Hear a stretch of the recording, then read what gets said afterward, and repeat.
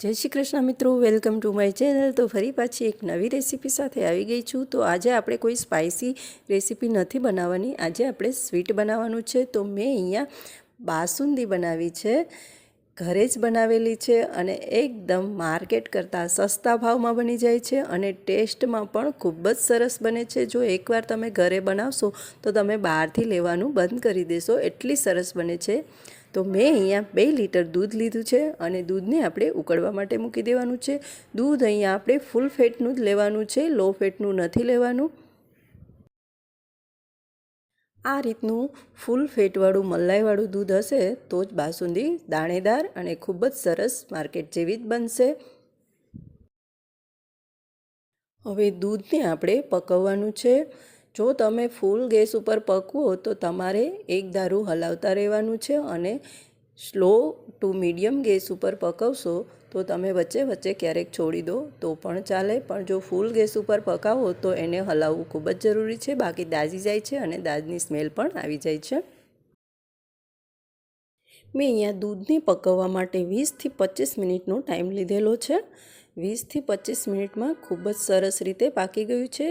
તે આપણી ક્વોન્ટિટી ઉપર આધાર રાખે છે। મારે 2 લીટર દૂધમાં 20થી 25 મિનિટનો સમય લાગેલો છે, અથવા તો એનાથી વધારે પણ લાગી શકે છે કે મેં વચ્ચે વચ્ચે ગેસને સ્લો કરેલો છે અને ક્યારેક ફાસ્ટ પણ કરેલો છે, એ રીતે પકવેલી છે।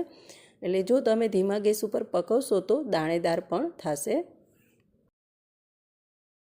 દૂધને આપણે 2 લીટરમાંથી 1.25 લીટર જેટલું રહે ત્યાં સુધી ઉકાળવાનું છે, એટલે એકદમ ઘાટું કરવાનું છે। જો તમે પહેલેથી જ બાસુંદીનો પાવડર એડ કરી દઈશો તો એ વહેલું ઘાટું થઈ જશે અને બરાબર પાકશે નહીં। તો અડધું થયું એટલે કે 1.25 લીટર જેટલું થયું પછી મેં અહીંયા બાસુંદીનો જે પાવડર માર્કેટમાં આસાનીથી મળી જાય છે એને ઠંડા દૂધમાં મિક્સ કરી અને પછી મેં ઉમેરેલો છે। આ જે બાસુંદીનો પાવડર આવે છે એમાં ખાંડ, ડ્રાયફ્રૂટ, એલચીની ફ્લેવર આ બધી વસ્તુ ઓલરેડી મિક્સ જ હોય છે, એટલે આપણે દૂધમાં પહેલેથી ખાંડ નથી ઉમેરવાની, આ પાવડરનું મિશ્રણ નાખ્યા પછી જ ઉમેરવાની છે, કેમ કે બાકી વધારે ગળ્યું બની જશે અને પછી ચેક કરી અને ઘટતી ખાંડ ઉમેરવાની છે। ખાંડની જગ્યાએ તમે સાકરનો પણ ઉપયોગ કરી શકો છો। પાવડર નાખ્યા પછી પણ આપણે એને 5થી 7 મિનિટ માટે ઉકળવા દેવાની છે, એટલે તમને એવું લાગે કે ઘાટી થઈ ગઈ છે એટલે આપણે ગેસ બંધ કરી દેવાનો છે। હવે આપણી બાસુંદી પણ સારી રીતે ઉકળી ગઈ છે પાવડર નાખ્યા પછી પણ। તો હવે આપણે ગેસને બંધ કરી દઈશું અને એને રૂમ ટેમ્પરેચર ઉપર જ ઠંડી પડવા દઈશું। બાસુંદી ઠંડી પડશે એટલે એ વધારે ઘાટી થઈ જશે અને એને આપણે ફ્રીજમાં મૂકશું એટલે એનાથી પણ વધારે ઘાટી થઈ જશે, એકદમ સરસ જે રીતે બહાર મળે છે એ રીતે જ થઈ જશે। તમે આને વધારે દાણેદાર બનાવવા માટે એમાં માવો પણ એડ કરી શકો છો। હવે આપણી બાસુંદી ઠંડી પડી ગઈ છે અને એકદમ ઘાટી થઈ ગઈ છે। તો હવે આપણે એમાં ડ્રાયફ્રૂટ એડ કરી દઈશું। જે બાસુંદીનો પાવડર આવે છે એમાં ડ્રાયફ્રૂટ હોય છે પણ એટલા બધા પણ નથી હોતા કે નાખવા ના પડે, એટલે આપણે એક્સ્ટ્રા ઉમેરીશું। હવે આપણે બાસુંદીને 1 થી 2 કલાક માટે ઠંડી પડવા માટે ફ્રીજમાં રાખી દઈશું।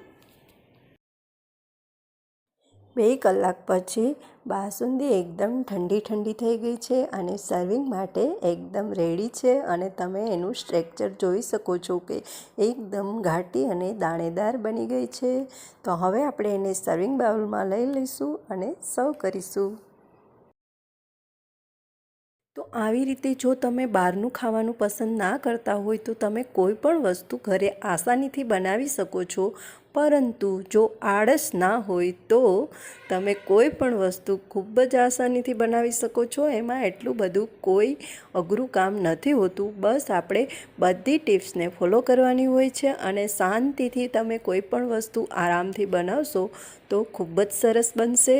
અને દૂધની આઈટમ પણ આપણે ઘરે બનાવીએ તો બહુ સારું, કેમ કે બહાર ફ્રેશ હોતી નથી, એ ફ્રીજમાં મૂકેલી જ હોય છે લાંબા ટાઈમની।